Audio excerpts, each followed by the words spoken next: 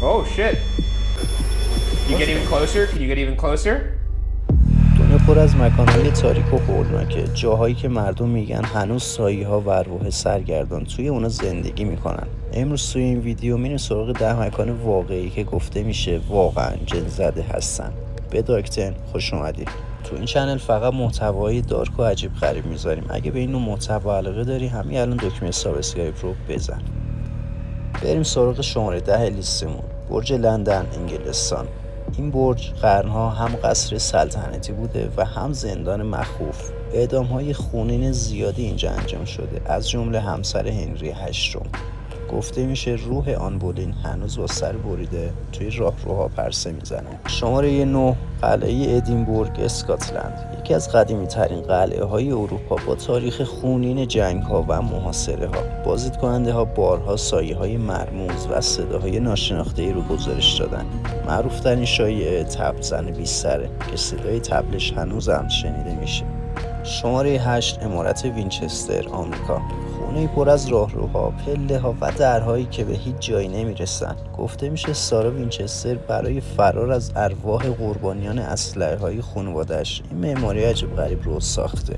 امروز خیلی میگن هنوز صداها و حضورهای مرموز توی این خونه حس میشه. شماره 7 هتل استنلی، آمریکا.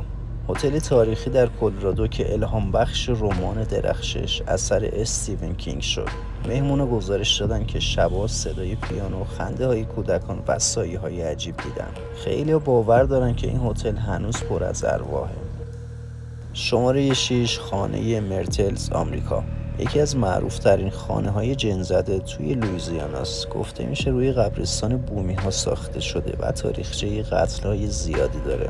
عکس‌های زیادی هم از حضور ارواح توی این خونه ثبت شده. پنجمین لیستمون قلعه دراکشولم توی دانمارک. قلعه قدیمی که پر از داستان‌های ترسناک قرون وسطا. مردم میگن پیش از 100 روح مختلف اینجا پرسه میزنن. معروف ترینش بانوی سفید پوشیه که شب‌ها توی راهرو ظاهر میشه. شماره 4 قلعه چیلینگهام توی انگلستانه. این قلعه با زندان‌های تاریک و شکنجهگاه‌های قدیمی شناخته میشه. خیلی‌ها گفتن صدای فریادها و گریه‌ها هنوزم که هنوزه شنیده میشه.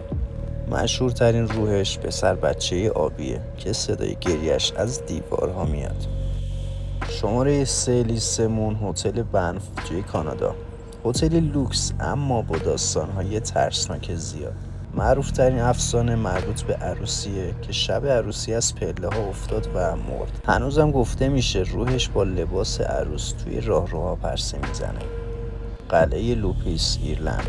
یکی از ترسناک ترین قلعه های اروپا که پر از داستان های خونینه. اینجا شاهد شکنجه ها و قتل های وحشیانه زیادی بوده. بازدید کننده ها ادعا میکنن که صداها و سایه های وحشتناکی رو دیدن. و میرسیم به شماره 1 لیستمون، بیمارستان ویولی هیلز توی آمریکا. یه بیمارستان متروکه که در اوایل قرن 20 هزاران بیمار سل اینجا مردن. راهروهای طولانی و تونل مرگش هنوزم باعث ترس خیلیا میشه. For Timmy? Oh shit. You guys could Lady and the Tramp this shit. Can you make it go all the way up to the per? You get even closer? Can you get even closer? این 10 مکانی که باشون آشنا شدی کاملا واقعی بودن که شهرتشون هم به جن زدگی معروفه. حالا تو بهم بگو اگه قرار باشه یه شب توی یکی از این مکان‌ها بخوابی کدومش رو انتخاب میکنی؟